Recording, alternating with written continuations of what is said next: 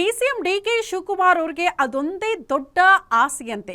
ಆ ಮಹದಾಸೆಯನ್ನ ಬಿಚ್ಚಿಟ್ಟಿದ್ದಾರೆ. ಪ್ರಮುಖವಾಗಿ ಅವರದೇ ಕುರಿತು ಬರೆದಿರುವಂತಹ ಒಂದು ಪುಸ್ತಕದಲ್ಲಿ ಈ ಎಲ್ಲಾ ಪ್ರಮುಖ ಅಂಶಗಳು ಉಲ್ಲೇಖ ಆಗಿದೆ. ಸಿಎಂ ಕುರ್ಚಿ ವಿಚಾರಕ್ಕೆ ಸಂಬಂಧಪಟ್ಟಂತೆಯೂ ಕೂಡ ಮಾತನಾಡಿದ್ದಾರೆ. ಡಿಸಿಎಂ ಡಿಕೆ ಶಿವಕುಮಾರ್ ಇದೆಯಂತೆ ಅದೊಂದೇ ಆಸೆ, ಅದೇ ಮಹದಾಸೆ ಕೂಡ ಅಂತೆ. ಶಿವಕುಮಾರ್ ಬದುಕಿನ ಕಥೆಯಲ್ಲಿದೆ ಮನದಾಳದ ಮಾತು. ಆತ್ಮ ಕಥನದಲ್ಲಿ ದಾಖಲಾಗಿದೆ ಡಿಕೆಶಿಯ ಬಾಲ್ಯದ ಬದುಕು. ಎ ಸಿಂಬಲ್ ಆಫ್ ಲಾಯಲಿಟಿ ಬುಕ್ನಲ್ಲಿ ಮನದಾಳದ ಮಾತು ದಾಖಲಾಗಿದೆ.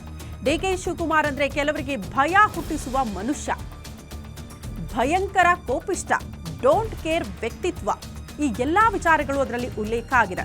ಬಂಡೆಯಂತಹ ಪರಿಸ್ಥಿತಿಯನ್ನ ಪುಡಿಗಟ್ಟುವ ಹುಂಬ ಡಿಸಿಎಂ ಡಿಕೆ ಶಿವಕುಮಾರ್.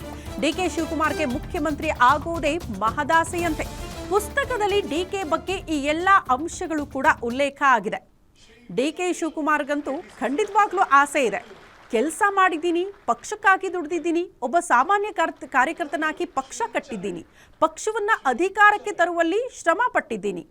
ನಾ ಕೆಲಸ ಮಾಡಿರೋದಕ್ಕೆ ಕೂಲಿ ಕೊಡಬೇಕಲ್ಲ, ಆ ಕೂಲಿ ಕೇಳ್ತಾ ಇದ್ದೀನಿ, ಅದೇ ನಾನು ಸಿಎಂ ಆಗಬೇಕು ಅನ್ನುವಂಥ ಆಸೆ ಅನ್ನುವಂಥ ವಿಚಾರಗಳನ್ನು ಅವರು ಪದೇ ಪದೇ ಪ್ರಸ್ತಾಪ ಮಾಡ್ತಾ ಇದ್ರು. ಆ ಎಲ್ಲ ವಿಚಾರಗಳು ಕೂಡ ಅವರ ಕುರಿತಾಗಿ ಬರೆದಿರುವ ಎ ಸಿಂಬಲ್ ಆಫ್ ಲಾಯಲಿಟಿ ಬುಕ್ನಲ್ಲಿ ಅವರ ಮನದಾಳದ ಮಾತುಗಳು ಕೂಡ ಉಲ್ಲೇಖ ಆಗಿದೆ.